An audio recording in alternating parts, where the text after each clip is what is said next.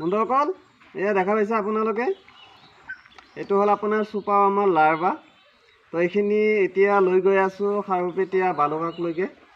তো দাদাজনে যিহেতু যোৱাকালি আগদিনাই কৈ ৰাখিছে, তো এতিয়া দি থৈ আহোঁ। ইয়াতে আপোনাৰ 100 কথা কৈছিলে দাদা, কিন্তু মই 100+ দি দিছোঁ। ইয়াতে 150ৰ ওপৰতে আছে। জাষ্ট খালি 100 লাৰ্ভাৰ পইচা লোৱা হৈছে আৰু বাকীখিনি লোৱা হোৱা নাই, সেইখিনি মোৰ ফালৰ পৰা।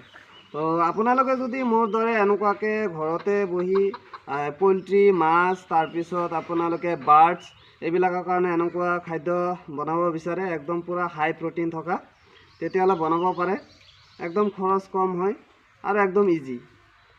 তো এয়া চাব পাৰিছে। তো এতিয়া দি থৈ আহোঁ ডেলিভাৰী। তো ভিডিঅ'টো যদি ভাল লাগিছে চেনেলটো ছাবস্ক্ৰাইব কৰি ল'ব। ধন্যবাদ। জয় আই অসম।